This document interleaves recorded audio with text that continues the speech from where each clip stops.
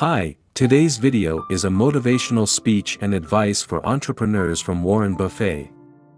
In the next 13 seconds, you will be listening to the original speech of Buffett, which is very inspiring. We highly recommend watching the entire video as it promises to be incredibly worthwhile.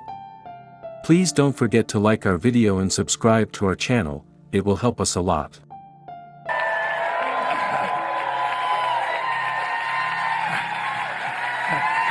I appreciate that. When you get to be 87, people stand and applaud at the start because they're not sure whether you're going to be around at the end. It's great to be with this group. It was 8 years ago. I just turned 80. I never really talked to any graduation groups or anything of the sort. It was not on my bucket list particularly. And then I got invited to go to LaGuardia, to the LaGuardia Community College, and I met a truly remarkable group. Whether it was male, female, Hispanic, African American, whatever it might be, these people had one thing in common. They knew they had it in themselves. They knew they could be something beyond where they were. They were willing to put their time, their energies to better themselves. And behind them, as I saw when I got to the graduation on September 22nd, they had parents who were crying as they received their children received the degrees. They had spouses, they had siblings. It was one of the great experiences of my life. And at that point, I was hooked. So I went to New Orleans, I went to Chicago, I went to Detroit, I went to Cleveland, I went to Baltimore, and I met the most remarkable group of people. And if you'd told me that 22 or 2,300 out of those people would be here just 8 years later, having proven to yourself what you really could do with more skills, it's just remarkable. So I would like to just tell you a couple of short stories, and we'll draw maybe a couple of lessons from them. As I came in, Mike Bloomberg was talking, and he talked about immigrants, and I echo his remarks.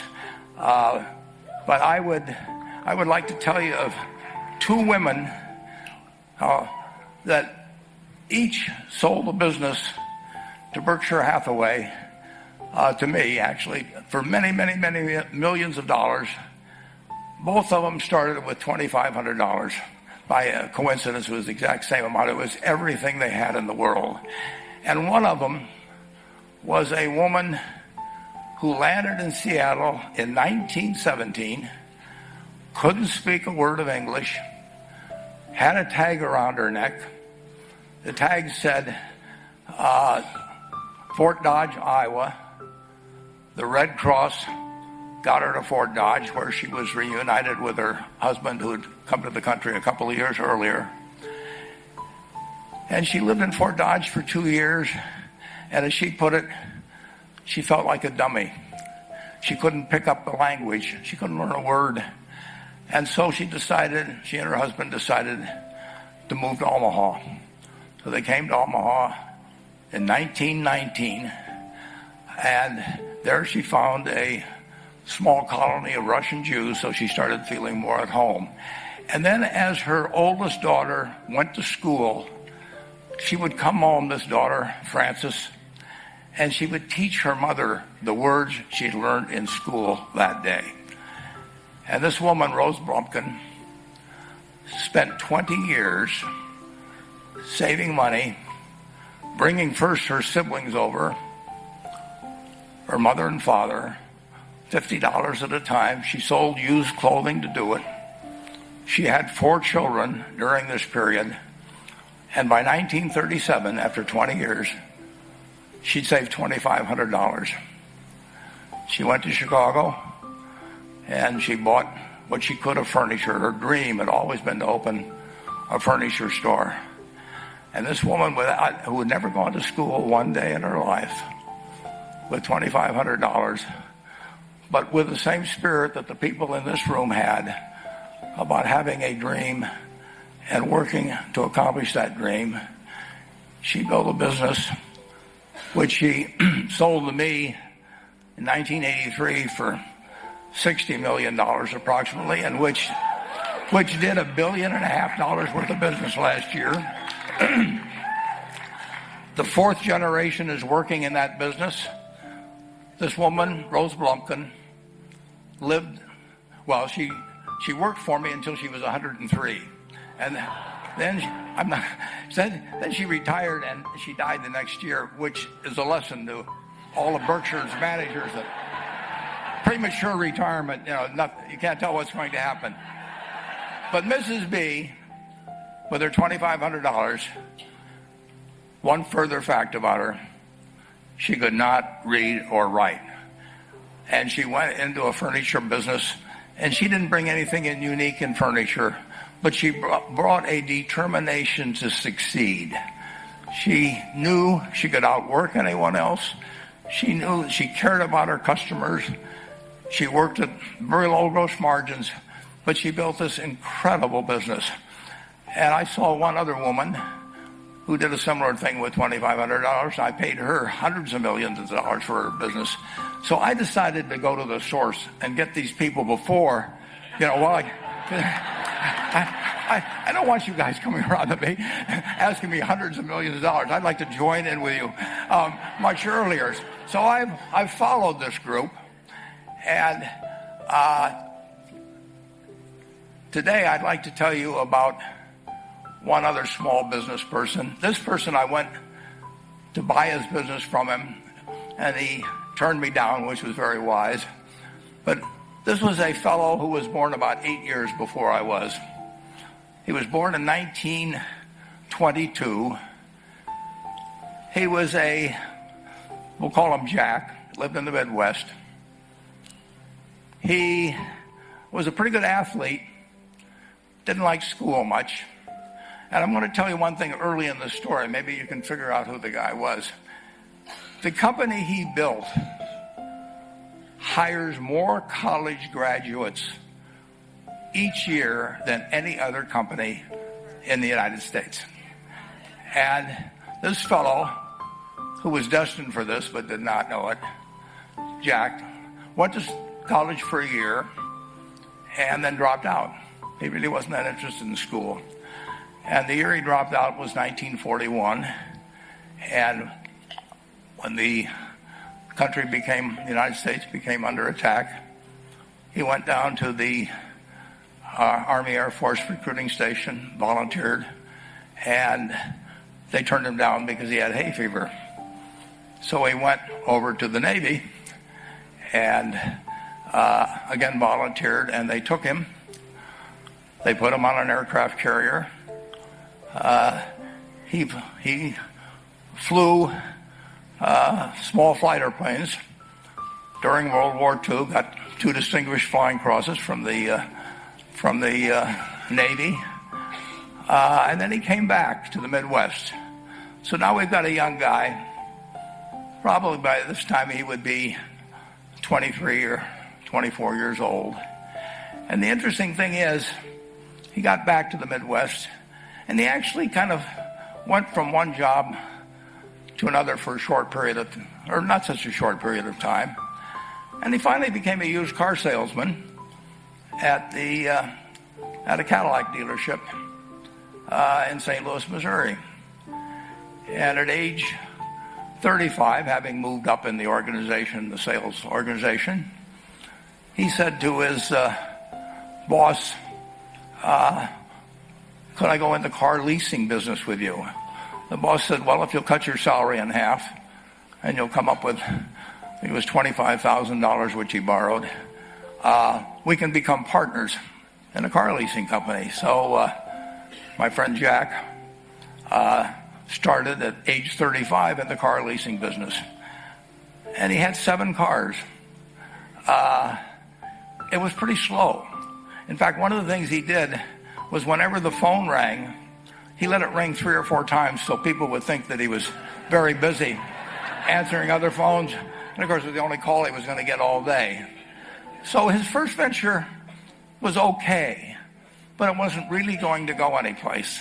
And there's a lesson in this for all of us. At age 40, he decided, with 17 vehicles, 17 cars, he was going to go into competition in the rent-a-car business. So now he's taking on Hertz and Avis and National and people like that who have hundreds and hundreds of thousands of cars. And he's got 17 cars, and his cars aren't any different than theirs. I mean, he's buying them from General Motors or Ford or Chrysler. And he can't get the airport locations. Those companies have them all sold up. But he was determined that he would basically offer the customer, can't offer him a different car, but he can offer them friendlier service than they've ever seen. And so he started a company. He named it after the battleship that he'd flown from in the Pacific, which was the USS Enterprise. And he died about a year and a half ago. But when he died, his rent-a-car company, starting with those 17 cars, was worth more than Hertz and Avis and all the rest of the rental cars put together. The man's name was Jack Taylor, and his son, Andy Taylor, is a good friend of mine, runs the business now. A grandchild is in the business. There'll probably be a fourth generation along the line. So this man, in the United States, he didn't invent artificial intelligence. You know, he didn't do anything that, just like Mrs. B selling furniture, I mean, that any one of us could have entered those businesses. But he lived by the creed, basically, of delighting his customers and working with people and establishing the relationship with them so that they in turn would want to delight the customers. He couldn't go out there and take care of every rental car possibility, but he learned how to project himself and his attitude toward his fellow man and his desire, to make a friend out of every customer. He managed to take very ordinary cars and turn them into this extraordinary business from virtually nothing. And it illustrates several points. One is, you don't necessarily get it right exactly right the first time. I mean, the car leasing business, basically you were competing on the cost of money to finance cars, and it's very hard to delight a customer when you just give them the car and tell them to send you a monthly check for 5 years and you'll be back at that time. So his talents were being wasted basically in that business. But at the age of 40, with all of that experience behind him, he found the golden key, and he took a very ordinary business and turned it into an absolutely extraordinary operation. And just like Mrs. B or Rose Blumpkin did with furniture. And he didn't worry about whether the Federal Reserve was going to tighten or ease. He didn't worry about whether the stock market was up or down yesterday. He didn't worry about the things he couldn't change, but he did focus on the one thing he could change, and that was the customer's experience. And I have seen the one that got away, Enterprise. I went down to Florida and tried to talk him into selling to Berkshire, and he was smart enough not to do it.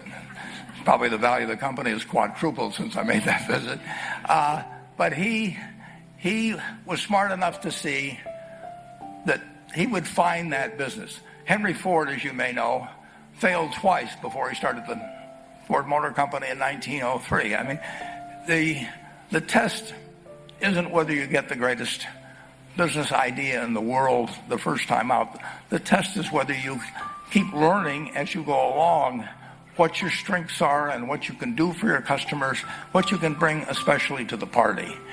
And to do that, you need the education that I know you've received through 10,000 small businesses, but you need a genuine desire day in, day out to delight the customer. I've never seen a business, and I've seen a lot of businesses, but I've never seen one that delights the customer that doesn't succeed. I mean, what you want is that customer the next day when they think, do I want to rent a car or do I want to buy some furniture? What goes through their mind? You know, it's the place where they've had a great experience. I don't know what I paid for this tie. Actually, probably if somebody gave it to me, but for the purposes of this speech, I will say I have no idea. But or the shirt I'm wearing, or this, but I do know I will remember how I was treated when I bought it. I mean, you long forget about the price, but you never forget whether you had a good experience or a poor experience with the purchase experience. And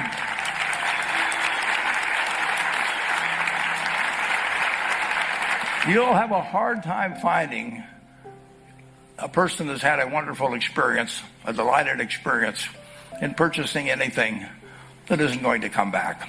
And similarly, if the memory is of rudeness, indifference, whatever it may be, they're never going to come back. And as a small business owner, and as you grow, you have to not only be able to project that interest in people's well-being, in delighting them yourself, but you have to do it through other people. And you won't be able to do it through people who themselves do not feel they're being fairly treated, that their views aren't appropriately considered. So you really do have to learn to multiply yourself through other people. And I advise the young people that come to Omaha. We have a number of classes. The key is to certainly, in terms of your personal life, the most important decision you'll make is the spouse that most of you will likely have. And it's very important to surround yourself with people that are better than you are. You are going to move in the direction of the people you associate with. So you constantly. I've been enormously lucky in that respect. I mean, I've just had teachers and friends and a spouse that really was a better person than I was, and I had enough sense to learn from these people that life went better if you behave better yourself. It took a while. So I advise you to seek out, as your partner in business, your partner in life, whatever it may be, look for the people that actually are examples to you, rather than somebody that you think you need to straighten out yourself. And simple rules like that, delighting customers, working through other people, associating with people that will cause you to move in a better path than you might otherwise have, they will take you so far in life that it's hard to believe. I mean, they took Rose Blumpkin without being able to speak a word of English, and couldn't read or write, and they took her to what is now a $1.5 billion business. And incidentally, there's been no money put in it since the $2,500.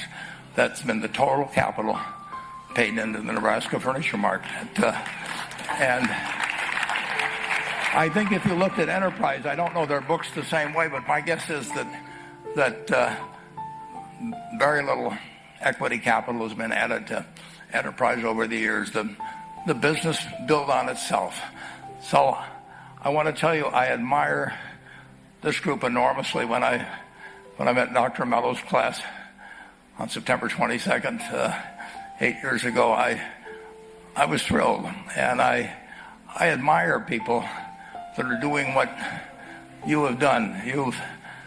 Working hard at your job at the same time, you took on an added, really lot of hard work to further your skills. 99% graduate. I mean, that's a mind-blowing statistic. And I'm looking at 2,200 people here who I admire. I'm cheering for you, and I can tell you the best is yet to come. Thank you. Thanks for watching our video. Please make sure to like our video and subscribe to our channel. It will help us a lot.